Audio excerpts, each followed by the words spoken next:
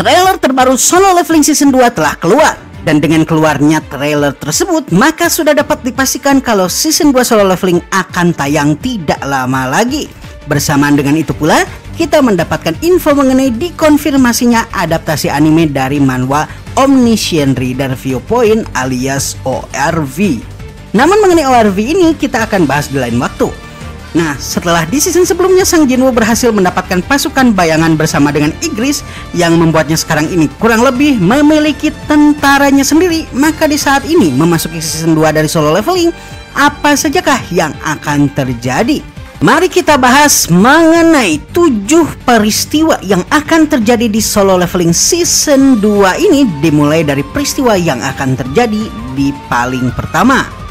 1. Gerbang merah. Gerbang kelas S biasanya hanya akan dimasuki oleh beberapa hunter kelas A atau kelas di atasnya ketika muncul di permukaan. Namun dalam beberapa kasus pengecualian terdapat peristiwa di mana gate atau gerbang kelas bawah justru menjadi gerbang kelas atas. Peristiwa ini adalah peristiwa yang dikenal dengan sebutan gerbang merah, di mana gerbang berwarna merah akan secara otomatis muncul dan mengunci siapapun yang ada di dalam gerbang tersebut. Pada dasarnya, gerbang ini bisa mengunci siapapun yang ada di dalamnya selama berbulan-bulan bahkan. Berbeda dengan gerbang pada umumnya yang akan terus terbuka selama bos belum dikalahkan. Nah, pada gerbang merah, gerbang baru akan terbuka kalau bos berhasil dikalahkan. Dan itu pun mereka mesti keluar secepat mungkin sebelum pada akhirnya gerbang dungeon tertutup secara permanen. Nah, Sang Jinwoo bersama dengan beberapa hunter lainnya pada dasarnya akan terjebak di gerbang merah ini dan diuji kemampuan bertahan hidup mereka di dalam gerbang kuat yang dikatakan sebagai gerbang kelas atas ini. 2. Uji coba pertama tentara Shadow.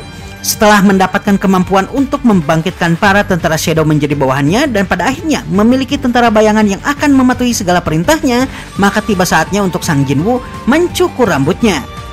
Maksudnya menguji cobakan tentara bayangannya. Dan peristiwa gerbang merah ini tentu saja adalah saat yang paling tepat untuk melakukan eksperimen atas tentara bayangannya ini. Meskipun gerbang merah ini adalah gerbang yang terkenal sebagai gerbang mematikan, bagi Sang Jinwoo gerbang ini adalah gerbang yang tepat yang tidak hanya mampu membuatnya menguji kemampuannya bertahan hidup di dalam dungeon, namun juga bagaimana cara mengoperasikan tentaranya dan mengetahui lebih jauh mengenai mekanisme dari kemampuan bayangannya ini dan bagaimana cara mereka bertarung di medan salju seperti sekarang.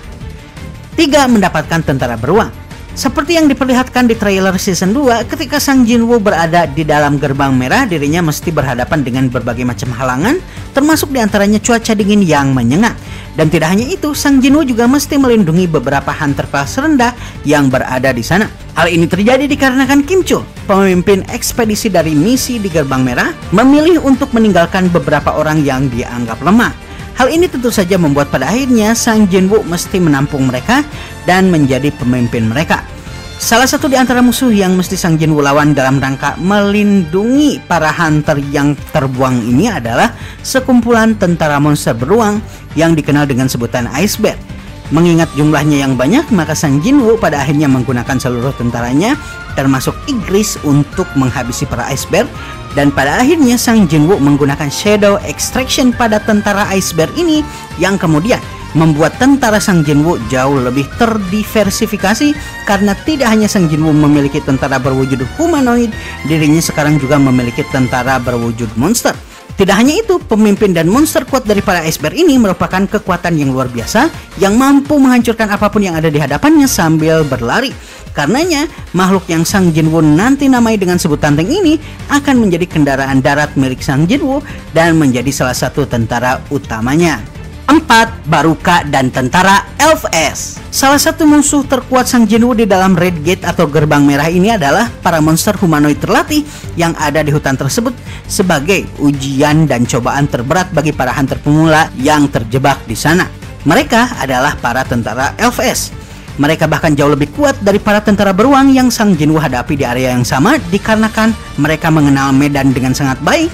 Dan bukan cuma itu, mereka adalah tentara terlatih di antara para monster yang ada di sana.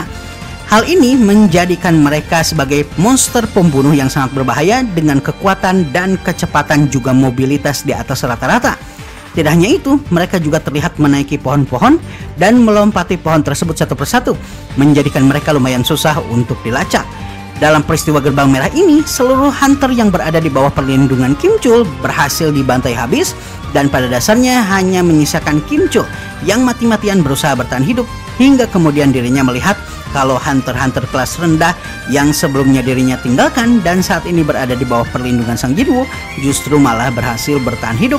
Dan tidak hanya itu, bertahan hidup dengan sangat nyaman pula dan hampir tidak mendapatkan bahaya apapun. Dan melihat peristiwa ini, Kim Chul sangat marah. 5. Manusia sebagai tentara Shadow. Kemarahan Kim Chul menggebu-gebu ketika melihat kalau orang-orang yang sebelumnya Kim Chul buang dan abaikan malah enak-enakan makan dan minum di area yang seharusnya menjadi dungeon kelas berat tersebut. Melihat hal ini, Kim Chul marah dan di saat yang hampir bersamaan, Baruka dan para pasukan elfnya menyerang Sang Jinwoo dan yang lain. Menggunakan sedikit manipulasi, Sang Jinwoo kemudian membuat Kim Chul menyerang Sang Jinwoo saat dirinya berhadapan dengan Baruka bersama dengan Igris, tentara bayangan terkuatnya. Dan ini pada akhirnya membuat sistem menganggap Kim Chul sebagai ancaman sehingga Sang Jinwoo diwajibkan oleh sistem untuk menghabisi Kim Chul. Nah, Sang Jinwoo pada dasarnya mengetahui kalau dirinya dan Igris masih bukan tandingan Baruka di pertarungan. Itulah sebabnya Sang Jinwoo memanipulasi dan memprovokasi Kim Chul untuk menyerangnya supaya Kim Chul bisa dihabisi. Dengan dihabisinya Kim Chul, maka Sang Jinwoo berhasil mendapatkan tentara bayangan baru yang memiliki peran sebagai tank di barisan depan yang menahan serangan dan mampu memprovokasi musuh melalui kemampuannya. Kim Chul kemudian Sang Jinwoo namai dengan sebutan Iron, dan pada akhirnya bertiga bersama dengan Igris mereka berhasil mengalahkan Baruka, sang pemimpin dari para LFS. Sayangnya ketika Sang Jinwoo berusaha untuk membangkitkan Baruka dan menjadikannya tentara bayangannya, Baruka sama sekali tidak mau merespon Sang Jinwoo. Bahkan setelah 3 kali kata arise atau bangkitlah dilakukan oleh Sang Jinwoo, dan pada akhirnya Sang Jinwoo hanya mendapatkan tentara beruang es dan Kim Chul sebagai hadiah dari dungeon berbahaya tersebut. 6. Hwang Dong-soo versus Baek Yun-ho. Di luar sambil menunggu terbukanya Red Gate atau gerbang merah, Hwang Dong-soo yang kembali ke Korea dari Amerika Serikat dikarenakan dirinya ingin menghabisi Sang Jinwoo yang telah menghabisi nyawa adiknya Hwang Dong-soo, kemudian datang dan menemukan kalau ternyata dirinya terlambat. Sang Jinwoo saat ini sedang terjebak di gerbang merah dan pada dasarnya siapapun tidak bisa masuk dan tidak bisa keluar. Baek Yun-ho yang ada di sana berusaha mencegah kebrutalan Hwang Dong-soo, dan pada akhirnya pertarungan antara dua hunter kelas S Korea pun dimulai. Di manhwa, peristiwa ini hanya terjadi sebentar dan hampir tidak ditunjukkan sama sekali. Namun kemungkinan dikarenakan kita berbicara mengenai anime, maka besar kalau pertarungan mereka berdua akan diperlihatkan hanya untuk sedikit memperlihatkan kepada kita kekuatan dari para petarung kelas S di Solo Leveling. Karenanya Wong Anime kurang lebih menunggu clash dari mereka berdua ini nanti ketika season 2 tayang. 7. Ke gerbang neraka untuk kedua kalinya. Setelah sebelumnya Sang Jinwoo memasuki dungeon Demon Castle atau dungeon neraka yang kita tahu merupakan dungeon kelas S yang kemungkinan memiliki obat yang bisa menyembuhkan ibu dari Sang Jinwoo dari koma panjangnya, kita bisa melihat kalau ternyata Sang Jinwoo masih belum memiliki kekuatan untuk melakukannya. Dirinya hampir mati sekedar melawan monster penjaga gerbang neraka tersebut, yaitu Kerberos, dan masih ada area luas di Demon Castle tersebut dan juga ratusan lantai. Namun meskipun begitu, pada akhirnya dirinya bisa mengalahkannya. Tetapi pasca Sang Jinwoo mendapatkan tentara bayangan yang berhasil menghabisi Baruka, Sang Jinwoo pun kemudian menyadari kalau dirinya berhasil naik level beberapa kali, dan kali ini dirinya pun berhasil menghabisi Kerberos dengan sangat mudah.